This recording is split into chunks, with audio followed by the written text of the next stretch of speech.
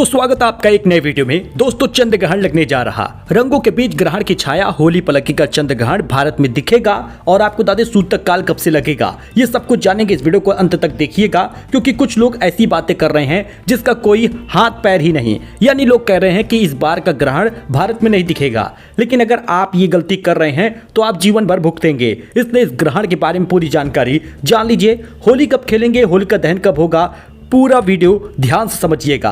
चलिए शुरू करते हैं। रंग गुलाल उत्साह से भरे होली के पर्व पर इस बार एक खगोलीय घटना भी घटने वाली है और आपको बता दें पंचांग के अनुसार होली के दिन चंद्र ग्रहण लगने जा रहा है, जिसे लेकर लोगों के मन में कई सवाल हैं। जैसे कि क्या यह ग्रहण भारत में दिखाई देगा, क्या इस दिन सूतक काल मान्य होगा, धार्मिक कार्यों पर इसका क्या प्रभाव पड़ेगा, क्या पूजा पाठ हम कर पाएंगे या नहीं।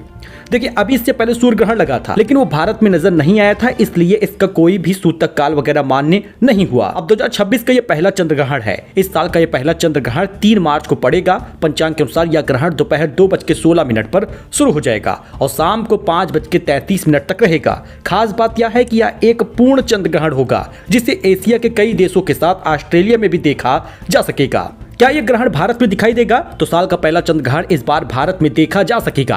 खासतौर पर पूर्वी भारत में इसका नजारा सबसे स्पष्ट होगा। अरुणाचल प्रदेश, असम, नागालैंड, मणिपुर, मिजोरम में यह चंद्र ग्रहण पूर्ण और अधिक स्पष्ट दिखाई देगा। वहीं कोलकाता, गुवाहाटी, ईटानगर, आइजोल जैसे शहरों में भी ग्रहण बेहद आकर्षक रूप से नजर आएगा। इसके अलावा दिल्ली, मुंबई, बेंगलुरु, चेन्नई, लखनऊ, जयपुर सहित देश के कई अन्य हिस्सों में आंशिक चंद्र ग्रहण के रूप में दिखाई देगा। मतलब ये चंद्र ग्रहण भारत में नजर आएगा और इसका सूतक काल 9 घंटे पहले ही शुरू हो जाएगा। आपको बता दें कि 3 मार्च को सुबह 9:39 पर सूतक काल शुरू होगा, जो ग्रहण के समाप्त होने के बाद ही समाप्त होगा। इसलिए भैया गर्भवती महिलाओं को 3 मार्च के दिन सावधान रहना है। सुबह से ही कोई भी चीजें न काटनी है, न सिलाई करना है, फल सब्जी को भी नहीं काटना है। चाकू का इस्तेमाल मत करिएगा, नुकीली चीजों का इस्तेमाल मत करिएगा। 3 मार्च को कोई भी कहे अगर ग्रहण नहीं लग रहा तो सिर्फ आपसे झूठ बोल रहा, बेवकूफ बना रहा। इसलिए 3 मार्च को सूतक भी लगेगा और ग्रहण भी होगा।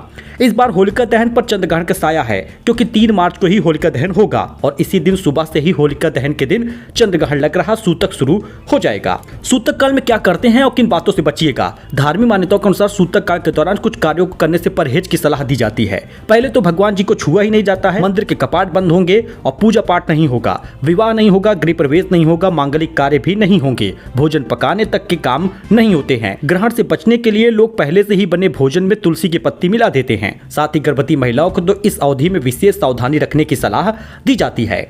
इसलिए 3 मार्च को चंद्र ग्रहण रहेगा और 3 मार्च को जब चंद्र ग्रहण समाप्त होगा उसके बाद ही होलिका दहन होगा।